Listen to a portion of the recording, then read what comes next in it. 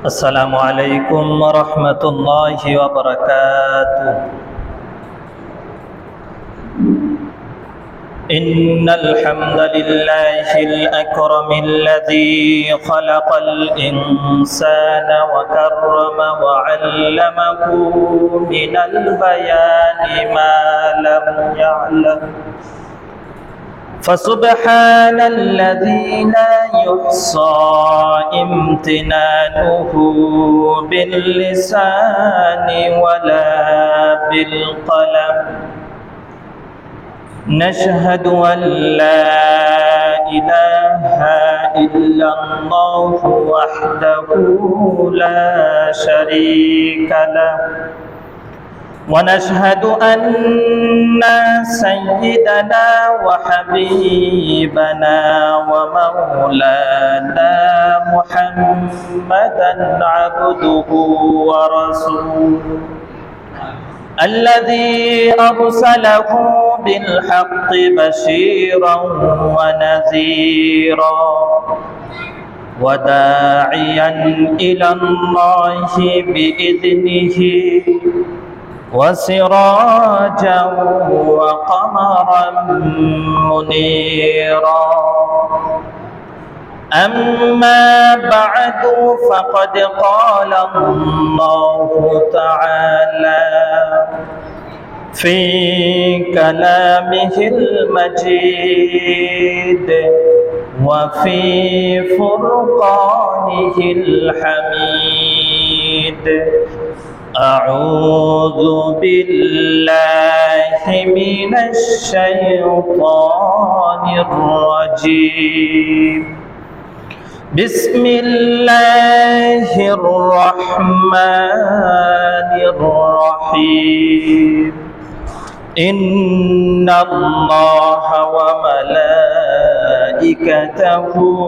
يصلون على النبي يا أيها الذين آمنوا صلوا عليه وسلموا تسليما. اللهم صل على سيدنا مولانا محمد وعلى علي مولانا محمد. اللهم صل على سيدنا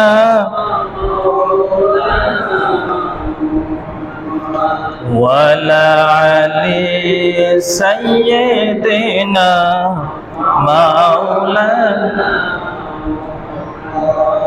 আলহামদুলিল্লাহ,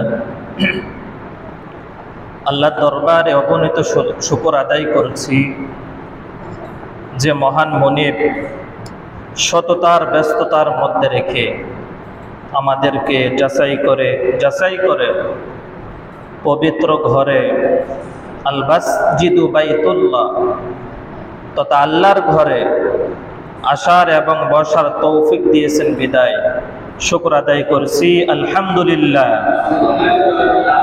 হয় নাই, আরো জোরে বলতে হবে আলহামদুলিল্লাহ।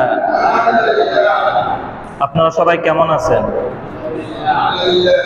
আলহামদুলিল্লাহ। সর্ব অবস্থায় প্রশংসা করতে হবে কার? জোরে বলেন আল্লাহ। আলহামদুলিল্লাহি রাব্বিল আলামিন। সমস্ত প্রশংসা কার জন্য? দুনিয়ার কোনো স্বার্থ হাসিলের জন্য কোনো প্রশংসা করা যাবে না। সর্বদা রবের প্রশংসা করবেন, তাহলে আপনি রবের প্রিয়জন ব্যক্তি হতে পারবেন। করেন না সুবহানাল্লাহ। আজকে আমরা একটি সূরা থেকে কথা বলবো, একটি সূরার সম্পূর্ণ তাফসীর শুনবো। সকলে মনোযোগ দিয়ে শুনবেন, শোনার পর আমল করার চেষ্টা করবেন। সূরাটার নাম হলো সূরা ৩। আমরা অনেক জানি না আমরা সূরা ৩ পবিত্র কালামুল্লাহ শরীফের একটি সূরা। এই সূরাটির মধ্যে একটি রুকু এবং ৮টি আয়াত রয়েছে। কিন্তু যে সময়, সংক্ষিপ্ত সময়, এর মধ্যে এত কথা, এত বিশাল লম্বা ঘটনা, বিশাল কথা বলে শেষ করার কোনো সুযোগ নাই। তবে সংক্ষিপ্ত আকারে যতগুলো কথা আপনাদেরকে বোঝালে আপনারা বুঝবেন, ততটুকু আমি বোঝার চেষ্টা করব ইনশাআল্লাহ। কারণটা কোরআনের কথা, আর কোরআনের কথা হচ্ছে আল্লাহ তাআলার কথা। কথা বলেন ঠিক কিনা? কার কথা? আল্লাহর কথা কখনো শেষ হয় না, শেষ হওয়ার কোনো সন্দেহ নাই। আপনি যত এটাকে গবেষণা করবেন, যত পড়বেন, তত নতুন নতুন কথা আবিষ্কার হবে। আল্লাহ পাক রব্বুল আলামিন সূরা কাফের শেষ অংশের মধ্যে বলেছেন, قُل لَّوْ كَانَ الْبَحْرُ مِدَادًا لِّكَلِمَاتِ رَبِّي لَنَفِدَ الْبَحْرُ قَبْلَ أَن تَنفَدَ كَلِمَاتُ رَبِّي وَلَوْ جِئْنَا بِمِثْلِهِ مَدَدًا। আল্লাহ রাব্বুল আলামিন বলতেছেন, কোন বান্দা যদি আমার প্রশংসা লেখা শুরু করে, আমার কথাগুলো যদি বলতে শুরু করে, সমস্ত পৃথিবীর গাছপালাগুলোকে যদি কালি করে দেয়, সমস্ত পৃথিবীর গাছগুলোকে যদি কলম বানিয়ে দেওয়া হয়, সমস্ত পৃথিবীর সাগরগুলোকে যদি কলমের কালি বানিয়ে দেওয়া হয়, এগুলো লিখতে লিখতে শেষ হয়ে যাবে, কিন্তু আমার কথা, আল্লাহ রাব্বুল আলামিন বলতেছেন, আমার কথা কখনো শেষ হবে না। পড়েন না সুবহানাল্লাহ। আল্লাহ পাক বলতেছেন, লানাফিদাল বাহরু, সমস্ত পৃথিবীর যত সমুদ্র সৈকত রয়েছে, যত পানি রয়েছে, এগুলো দিয়ে যদি আমার প্রশংসা লেখা শুরু করো কলমের কালি দিয়ে, সমস্ত গাছগুলোকে যদি তুমি কলম বানিয়ে দাও, লিখতে লিখতে সমস্ত গাছ শেষ হয়ে যাবে, কলমের কালি শেষ হয়ে যাবে, কিন্তু আল্লাহ তাআলার কথা কখনো শেষ হবে না। যতটুকু পারি আমরা ইনশাআল্লাহ ধারাবাহিকভাবে আমরা আলোচনা করব। আল্লাহ রাব্বুল আলামিন সূরা ৩ অবতীর্ণ করলেন। সূরা ৩ মক্কায় নাযিল হয়ে গেলেন। আল্লাহ রাব্বুল আলামিন এই সূরার মধ্যে মানুষের বৈশিষ্ট্যগুলো উল্লেখ করেছেন। আমার ভাইরা কথাগুলো বুঝবেন। আল্লাহ রাব্বুল আলামিন বলতেছেন, ওয়াত-তিনি ওয়াজ-যাইতুন ওয়া তুরি সিনিন ওয়া হাযাল বালাদিল আমিন লাকাদ খালাকনাল ইনসানা ফি আহসানি তাকওয়িম সুম্মা রাদাদনাহু আসফালা সাফিলিন ইল্লাল্লাযীনা আমানু ওয়া আমিলুস সালিহাত ফালাহুম আজরুন গায়রু মামনুন ফামা ইউকাযযিবুকা বা'দু বিদ্দীন আলাইসাল্লাহু বিআহকামিল হাকিমিন। জোরে জোরে পড়েন আল্লাহু আকবার। আল্লাহ রাব্বুল আলামিন সূরার প্রথম নম্বর আয়াতে বলতেছেন ওয়াত-তিন। আল্লাহ রাব্বুল আলামিন পবিত্র কালামুল্লাহ শরীফের বিভিন্ন জায়গার মধ্যে প্রথম আয়াতের মধ্যে কসম খেয়ে বলতেছেন, আল্লাহ রাব্বুল আলামিন ওয়াত-তিন, তিন ফলের কসম খেয়ে বলতেছেন ওয়াত-তিন। আপনারা যারা কোরআন শরীফ পড়েন দেখবেন আল্লাহ পাক রব্বুল আলামিন পবিত্র কালামুল্লাহ শরীফে কিছু কিছু সূরার অংশে কিন্তু কসম খেয়ে কথাগুলো কিন্তু অনেক দাপটের সহিত বলেছে। এরকম আল্লাহ রাব্বুল আলামিন সূরা ৩ তিন ফলের কসম খাইতেছেন। যারা তাফসীর লেখে মুফাসসিরগণ উল্লেখ করেছেন, তিন দ্বারা উদ্দেশ্য হলো দামেস্কের যে মসজিদটা রয়েছে ওই মসজিদটার কসম খেয়ে বলেছেন। করেন না সুবহানাল্লাহ। আবার কোন কোন মুফাসসিরগণ উল্লেখ করেছেন যে সিরিয়ার রাজধানী, তার কসম খেয়ে আল্লাহ তাআলা সূরা ৩ বলেছেন। আবার কোন কোন মুফাসসিরগণ উল্লেখ করেছেন দামেস্কের যে দামেস্ক তার একটি পাহাড়ের চূড়ান্ত রয়েছে, ওই পাহাড়ের কসম খেয়েছেন। আবার কোন কোন মুফাসসিরগণ উল্লেখ করেছেন তিন দ্বারা আসহাবে কাহফের যে মসজিদটি রয়েছে ওই মসজিদের কসম খেয়ে বলতেছেন। আবার 3 দ্বারা উদ্দেশ্য হচ্ছে, এগুলো মুফাসসিরগণ উল্লেখ করেছেন, যদি পাহাড় অবস্থিত মসজিদে নূহ, আল্লাহ রাব্বুল আলামিন এই 3 দ্বারা মুফাসসিরগণ উল্লেখ করেছেন এগুলোর কসম খেয়েছেন। কসম খেয়ে কি বলতেছে? ওয়াজাইতুন, জৈতুন যে ফলটা রয়েছে ওই ফলের কসম খেয়েছে। জৈতুন ফলের কসম খেয়ে আল্লাহ বলতেছেন, আমি প্রথমে কসম খেলাম দামেস্কের মসজিদ, এরপরে দামেস্কের যে রাজধানী রয়েছে তার, এবং কি দামেস্কে পাহাড় একটি রয়েছে, দামেস্কে নূহে জাবাল পাহাড় একটি রয়েছে, ওই পাহাড়ের কসম খেয়ে বলতেছেন। এরপরে বলতেছেন জাইতুন, জৈতুন ফলের কসম। হযরতে কাতাদা ইবনে যায়েদ রাদিয়াল্লাহু আনহু বলেন, জাইতুন শব্দটি হলো একটি ডুমুর ফলের নাম। কিসের নাম? ডুমুর ফলের নাম। এর দ্বারা উদ্দেশ্য হলো বাইতুল মুকাদ্দাস। কি বললাম? বাইতুল মুকাদ্দাস। আল্লাহ পাক রব্বুল আলামিন জাইতুন ফলের কসম খেয়ে বলতেছেন। মুফাসসিরগণ উল্লেখ করেছেন, জাইতুন দ্বারা বাইতুল মুকাদ্দাস মুসলমানদের যে প্রথম কিবলা, এখন যারা ইহুদিরা দখল করে রয়েছে ওইটার কসম খেয়েছেন। আল্লাহ পাক কসম খেয়ে বলতেছেন। এরপরে বলতেছেন ওয়াতিনি ওয়াজাইতুন, এখানে 2টা জিনিসের কসম খেয়েছে। এরপরে বলতেছেন ওয়াতুরি সিনিন। কি বলতেছেন? ওয়াতুরি সিনিন।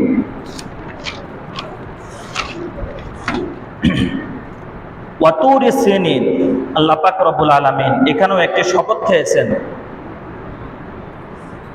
সিনাই পর্বতের কসম। কিসের? সিনাই পর্বতের কসম খেয়ে বলতেছেন। এখানে অনেক ব্যাখ্যা আছে, এগুলো বলতে গেলে অনেক সময় লাগবে, আমি সংক্ষিপ্ত আকারে বলতেছি।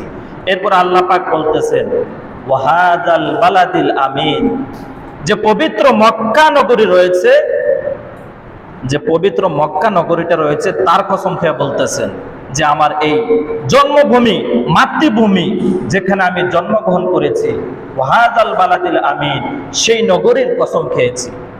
আমার ভাইরা, আল্লাহ পাক এখানে কয়টা কসম খেয়েছে? ওয়াতিন, তিনের, জাইতুন, ওয়াতুরি সিনিন পাহাড় পর্বতের, এরপরে ওয়াহাদাল বালাদিল আমিন, আল্লাহ রাসূল যেখানে জন্ম নিয়েছেন সে শহরের কসম খেয়ে বলতেছেন। কি বলতেছেন? লাকাদ খালাকনাল ইনসানা ফি আহসানি তাকওয়িম। আল্লাহ পাক রব্বুল আলামিন এই 3টা জিনিসের কসম খেয়ে, 3 আয়াতের কসম খেয়ে ৪৪ নম্বর আয়াতের মধ্যে বলতেছেন, আমি মানুষদেরকে, আমি দুনিয়ার মানুষদেরকে সর্বোত্তম ভাবে, সর্বসুন্দরভাবে সৃষ্টি করেছি। পড়েন না সুবহানাল্লাহ। লাকাদ খালাকনাল ইনসানা ফি আহসানি তাকওয়িম, আমি দুনিয়ার মানুষকে সুন্দরতম গঠনে সৃষ্টি করেছি। পড়েন না সুবহানাল্লাহ। আমাদেরকে সুন্দর করে সৃষ্টি করেছেন কে? আল্লাহ তাআলা। দেখেন এখানে কয়টা কসম খাওয়ার পর আল্লাহ তাআলা বলতেছেন।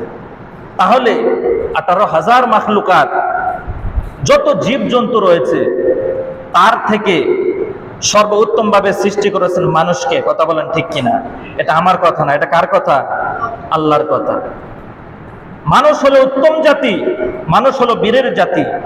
এই মানুষকে আল্লাহ রাব্বুল আলামিন উত্তম রূপে সৃষ্টি করেছেন। পড়েন না সুবহানাল্লাহ। আমার ভাইরা, দুনিয়ার মধ্যে যত বুদ্ধিজীবী রয়েছে, যত মানুষ রয়েছে, আমরা দেখেছি, শুনেছি, অনেক মানুষ বলেছিল মানুষ নাকি বানর থেকে সৃষ্টি হয়েছিল। বলছিল না? আল্লাহই জানে ওই লোকগুলো যে এখন কোথায় আছে, আল্লাহ পাকই জানে। যে লোকটা এই কথা বলেছে মানুষ বানর থেকে সৃষ্টি হয়েছে, সে কোরআনের সর্বদা বিরোধিতা করেছে। পড়েন না নাউজুবিল্লাহ। কারণ আল্লাহ পাক এখানে কসম খাওয়ার পর বলতেছে লাকাদ খালাকনাল ইনসানা ফি আহসানি তাকওয়িম, আমি মানুষকে সুন্দরতম গঠনে সৃষ্টি করেছি। কিন্তু অনেক মানুষ বলেছিল যে মানুষ নাকি বানর থেকে হয়েছে। আসলে ঘটনা এটা না, ঘটনা হচ্ছে আল্লাহ পাক রব্বুল আলামিন সম্ভবত হযরত দাউদ নবীর যুগে কিছু কিছু মানুষকে আল্লাহ বানরে পরিণত করেছিল। বানরে, মানুষ বানর থেকে হয় নাই। কথা হচ্ছে যারা পাপিষ্ঠ লোক, পাপাচার লোক, আল্লাহ রাব্বুল আলামিন তাদেরকে শাস্তি দেওয়ার জন্য কিছু কিছু মানুষকে বানরে পরিণত করেছিল, আবার কিছু কিছু মানুষকে শূকরে পরিণত করেছিল। হযরত দাউদ আলাইহিস সালামের যুগে আসহাবাস সাবতের যে ঘটনা, আসহাবাস সাবত শব্দের অর্থ হচ্ছে শনিবার। কি বার? শনিবার। ওই সময়ের মধ্যে, ওই দিনগুলোর মধ্যে একটা পরিধি ছিল যে আমাদের জুম্মার দিনের জন্য একটা নির্ধারিত সময় রয়েছে না? এই দাউদ আলাইহিস সালামের যুগে, হযরতে দাউদ আলাইহিস সালামের যুগে শনিবারে ইবাদতের দিন ছিল। কিসের দিন ছিল? ইবাদতের দিন। ওই দিন আল্লাহ পাক রব্বুল আলামিন ওই দাউদ নবীর যুগে কিছু কিছু মানুষ মাছ ধরতো নদীর তীরে। কোথায় ধরতো? হাদিসের মধ্যে পাওয়া যায় ওই নদীর তীরটা হলো আইলা নামক জায়গা, আইলা নামক জায়গা। ওই জায়গার মধ্যে তারা কি করত? মাছ ধরতো। কিন্তু আল্লাহ পাক রব্বুল আলামিন দেখলেন তারা এতভাবে মাছ ধরা শুরু করছে, তারা আমার ইবাদত করে না। শনিবারে তাদের ইবাদতের দিন, ইবাদত করে না। তখন আল্লাহ পাক নিষেধ করেছেন, তোমরা শনিবারে মাছ ধরিও না। আল্লাহ পাক নিষেধ করে দিয়েছে। দাউদ আলাইহিস সালাম তিনিও ওয়াজ নসিহত করে দিলেন, তোমরা শনিবারে ইবাদতের দিন, তোমরা ওই দিন মাছ ধরবা না। কি করবা না? মাছ ধরবা না। তারা এটা আমল করা শুরু করলো। শনিবারে ইবাদতের দিন, সপ্তাহে 6 দিন তারা মাছ ধরবে, আর শনিবারের দিনটি রয়েছে তারা এই দিন মাছ ধরবে না। কিছুদিন পর দেখা যায় কিছু কিছু মানুষ এই মাছের লোভে শনিবারেও মাছ ধরা শুরু করছে। কি করছে? শনিবারেও মাছ ধরা শুরু করছে তারা। এরপর মাছ ধরা শুরু করার পর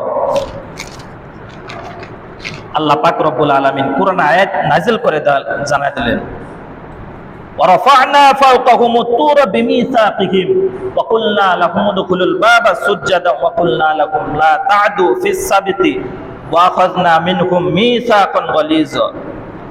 আল্লাহ পাক রব্বুল আলামিন বলেছেন, তোমরা যে সাগরের তীরে মাছ ধরো, ফিস সাবতি, শনিবারের দিন, ওই দিন তোমরা ধরিও না, তোমরা ইবাদতে লিপ্ত থাকো।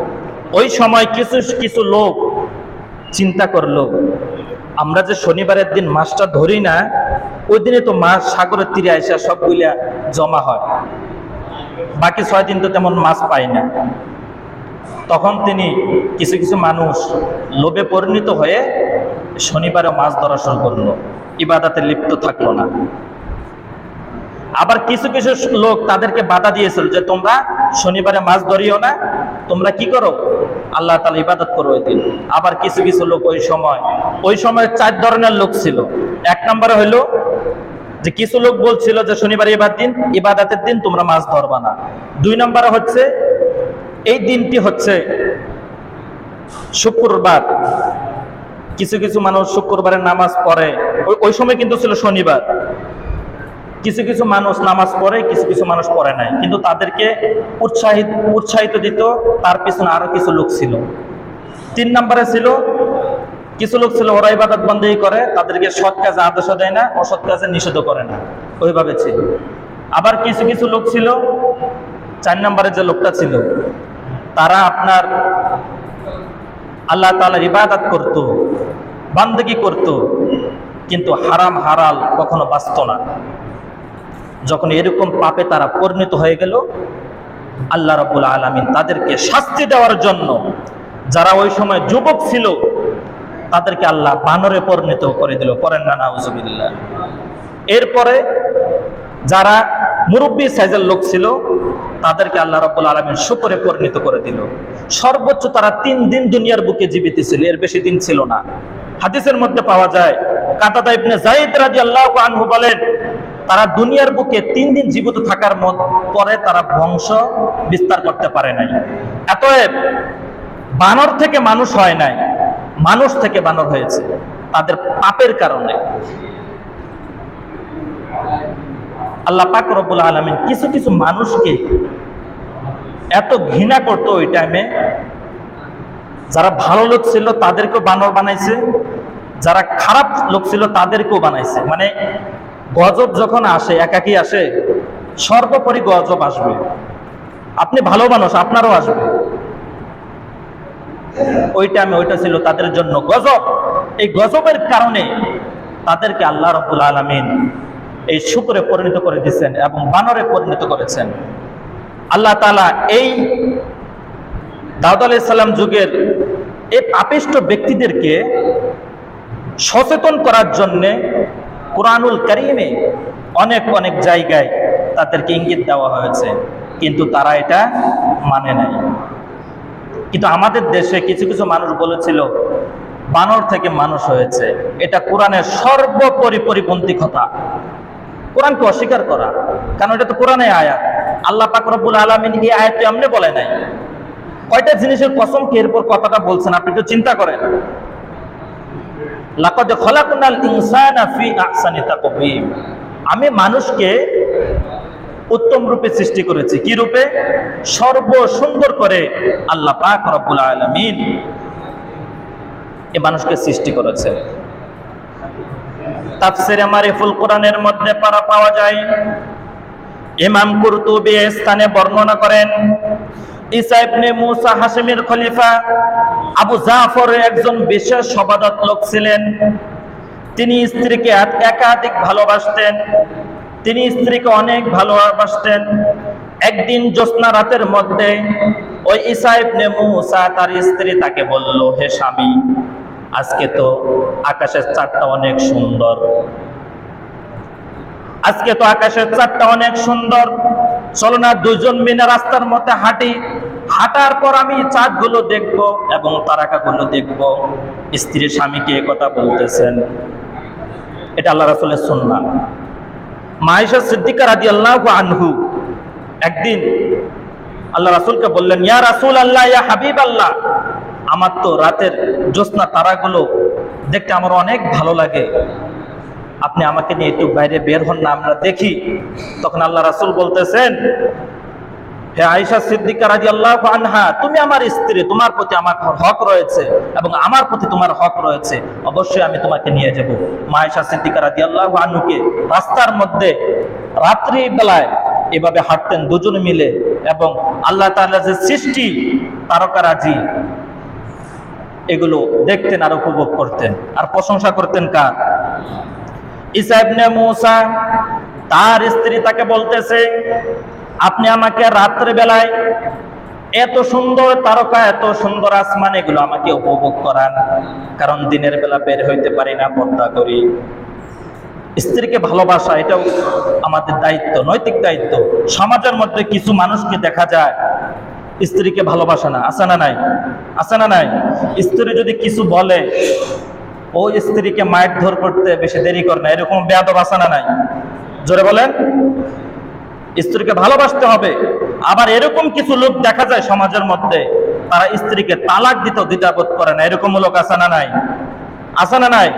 আল্লাহ পাক বলেছেন, তালাক মাররাতান, তোমরা তালাক দিবা, তবে কিছু কিছু মানুষ আছে মাথা গরম হইলে সাথে সাথে 3 তালাক দেয়, এরকম লোক আছে না নাই? এটা কি মানুষ? আল্লাহ বলছেন, তালাক মাররাতান, তোমার স্ত্রী যদি তোমার প্রতি অবদ্ধতা থাকে, তুমি তাকে সর্বপ্রথম 1 তালাক দাও। কি দাও? 1 তালাক দেওয়ার পর তুমি তার জন্য ওয়েট করো, সে হয়তো ভালো রাস্তায় ফিরে আসতে পারে। ভালো রাস্তায় ফিরে আসতে পারে না? পারে। আর যদি সে সংশোধন না হয়, 3 মাস পর, 2 মাস পর আপনি আরেকটা তালাক দেবেন। এরপর তাকে সময় দিন, ও যদি শুধরে নেয় আলহামদুলিল্লাহ, না নিলে আবার 3 মাস পর আরেকটা দিয়ে দিবেন। সাথে সাথে তালাক দেওয়া ইসলামের মধ্যে জায়েজ নাই। আমাকে কিছুদিন আগে একটা লোক প্রশ্ন করেছিল মোবাইলের মধ্যে যে, হুজুর, আমি তো রাগের মাথায় বউ তালাক দিয়ে ফেলেছি, এখন কি তালাক হয়ে গেছে? আমি বললাম, ভাইজান, তালাক তো রাগের মাথায় দেয়, কেউ কি ভালোবেসে বউকে তালাক দেয়? কেউ কি বলেনি, বউ আমি তোমাকে ভালোবাসি, আই লাভ ইউ, 3 তালাক? এভাবে কেউ বলে? রাগের মাথায় তো এটা আসে। অতএব ওই রাগটা আপনাকে কন্ট্রোল করতে হবে। কিন্তু আমাদের সমাজে দেখা যায় মানুষ রাগান্বিত হতে দেরি স্ত্রীকে তালাক দিতে দ্বিধাবোধ করে না। আর অথচ ইসলামের মধ্যে সবচেয়ে নিকৃষ্ট কাজ হচ্ছে এই তালাক দেওয়া স্ত্রীকে। সময় সময় পরিবর্তে আপনি করতে পারেন। আমার ভাইরা, কথা বলতেছিলাম, ঈসা ইবনে মূসা তার স্ত্রী তাকে বলতেছে, হে স্বামী আমার, আমি তো জ্যোৎস্না রাতে হাঁটতে ভালো লাগে, তুমি আমাকে নিয়ে হাঁটাও। তিনি স্ত্রীকে নিয়ে রাত্রি যাপন বের হয়ে গেলেন। ঈসা ইবনে মূসা তাকে শয়তান ওয়াসওয়াসা দিতে লাগলেন, যে শয়তান এটা বলতে লাগলেন, হে ঈসা ইবনে মূসা, ওই দেখো চাঁদ, তোমার বউটা যে সুন্দরী বউ রয়েছে, এই বউ থেকে এই চাঁদ তো আরো বেশি সুন্দর।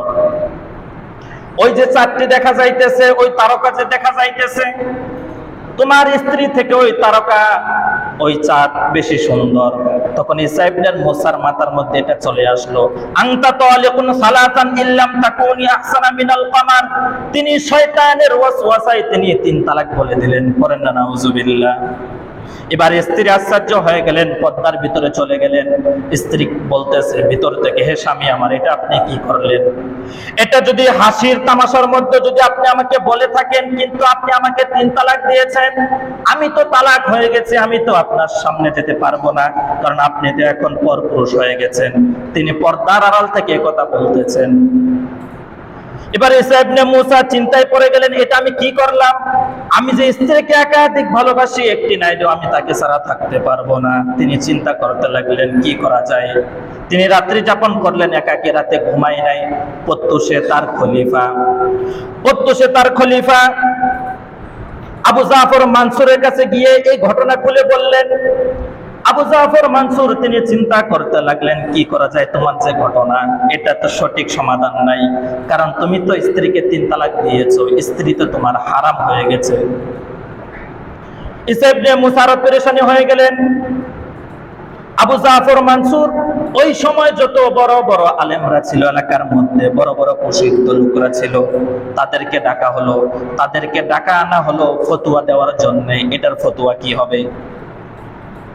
তখন ওই সময়ের মধ্যে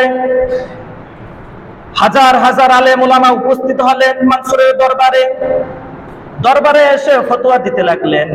হে ঈসা ইবনে মূসা, তুমি যেভাবেই বলো না কেন, রাগের মাথায় বলো অথবা ভালোবেসে বলো অথবা লোক দেখানোর জন্য বলো, যেভাবে বলো না কেন, স্ত্রীকে তুমি 3 তালাক দিয়েছো, তালাক হয়ে গেছে।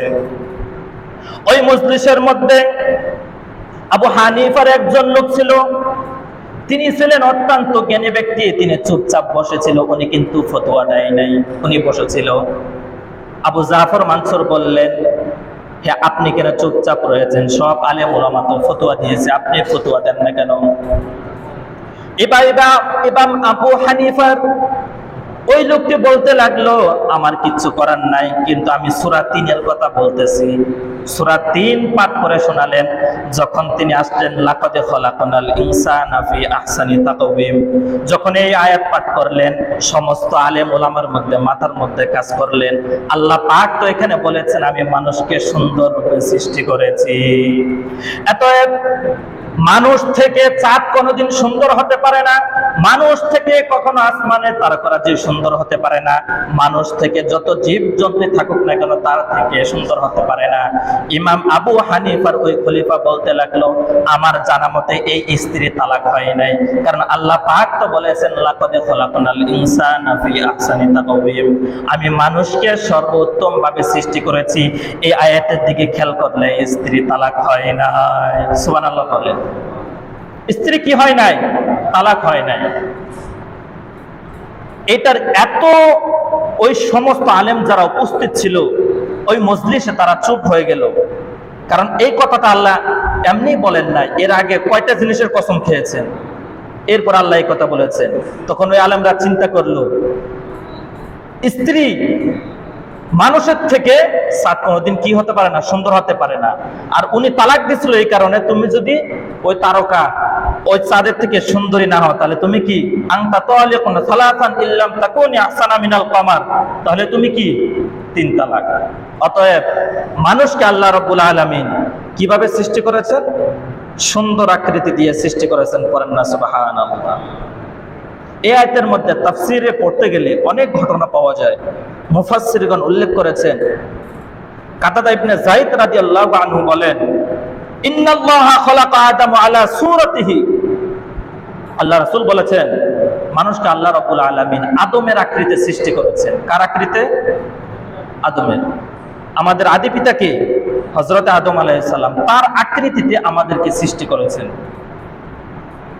আবার অন্য হাদিসের মধ্যে পাওয়া যায় আল্লাহ পাক রব্বুল আলামিন তার নিজ আকৃতিতে মানুষকে সৃষ্টি করেছেন। পড়েন না সুবহানাল্লাহ। এই জন্য আল্লাহ রাব্বুল আলামিন বলেছেন লাকাদ খালাকনাল ইনসানা ফি আহসানি তাকওয়িম, সেই মানুষ আমরা। কিন্তু ইমাম কুরতুবী বর্ণনা করেন আল্লাহ তাআলার কোনো আকৃতি নেই, নিরক্ষর নেই, কারণ এই সম্পর্কে একটা সূরা আছে না নাই? আছে না নাই? আরেকদিন সময় হলে ওই সূরা থেকে আপনাদেরকে শোনাবো ইনশাআল্লাহ। 3টা আয়াত তেলাওয়াত করেছি, 3টা আয়াতের কথা বলেছি, সময় তো শেষ। এখানে আরো অনেকগুলো আয়াত রয়েছে, শেষ হয় নাই। কিন্তু এই আয়াতের তাফসীর করতে গেলে মুফাসসিরগণ উল্লেখ করেছেন দুনিয়ার মধ্যে আদম আলাইহিস সালামের যুগ থেকে মুহাম্মদ আলাইহিস সালামের যুগ পর্যন্ত যত বান্দা বান্দি পাপাচার করবে, খারাপ কাজে লিপ্ত থাকবে, সাবধান করে দিয়েছেন। দাউদ নবীর দিকে খেয়াল করো, তাদের জাতিকে আমি কিভাবে নষ্ট করেছিলাম, বিনষ্ট করেছিলাম, তাদের মতো আমি তোমাদেরকেও কি করি, করতে পারি।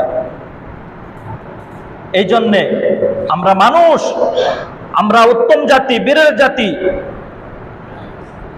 কিন্তু বীরত্ব সব জায়গায় দেখা যাবে না। যাবে? আল্লাহর সাথে যুদ্ধ করা যাবে? রাসূলের প্রতি ঘৃণা জমানো যাবে? আলেম উলামাদের প্রতি ঘৃণা জমানো যাবে? আল উলামা ওয়ারাসাতুল আম্বিয়া, আল্লাহ রাসূল বলেছেন আমি দুনিয়ার বুকে থাকবো না, কিন্তু আলেম উলামা দুনিয়ার বুকে থাকবে। যে ব্যক্তি ওই আলেমকে মহব্বত করলো, সেজন্য আমি রাসূলকে মহব্বত করলো। পড়েন না সুবহানাল্লাহ। যে ব্যক্তি ওই আলেমের সাথে মুসাফা করলো, সে ব্যক্তি যেন আমি রাসূলের সাথে মুসাফা করলো। পড়েন না সুবহানাল্লাহ। আর যে ব্যক্তি তার সাথে মোলাকাত করলো, কৌশল বিনিময় করলো, সেজন্য আমি রাসূলের সাথে মোলাকাত করলো। পড়েন না সুবহানাল্লাহ। আর যে ব্যক্তি আলেম উলামাদের সাথে এইভাবে মহব্বত করে আমাকে ভালোবাসতে পারে, ওই আলেমের সাথে তাকে জান্নাত দান করব। পড়েন না সুবহানাল্লাহ। আপনি যাকে ভালোবাসবেন দুনিয়ার বুকে, তার সাথে আপনার কি হবে? জান্নাত। যার সাথে যার মহব্বত, তার সাথে তার কিয়ামত। আপনি দুনিয়ার বুকে আর্জেন্টিনা সাপোর্টার করবেন, ওর ভক্ত হয়ে থাকবেন, কাল কিয়ামতের দিন আপনার মেসির সাথে হাসর নাসর হবে। আপনি যাকে ভালোবাসবেন দিন থেকে মহব্বত করে, তার সাথে আপনার হাসর নাসর হবে। আপনি যদি আলেম উলামাদের সাথে মহব্বত করে দুনিয়া থেকে বিদায় নিতে পারে, তাহলে আপনার অবশ্যই আলেম উলামাদের সাথে হাসর নাসর হবে। আর আপনি যদি গাঁজাখোর, মদখোর, ইয়াবাখোর, দুনিয়ার মধ্যে যত পাপাচার রয়েছে, তাদের সাথে আপনি মিল মহব্বত পয়দা করেন, আপনার হাসর কিন্তু তার সাথে হবে। কারণ আল্লাহ রাসূল বলেছেন আপনি দুনিয়ার বুকে যার সাথে আপনি মহব্বত প্রেরিত করবেন, ভালোবাসবেন, তার সাথে আপনার হাসর নাসর হবে।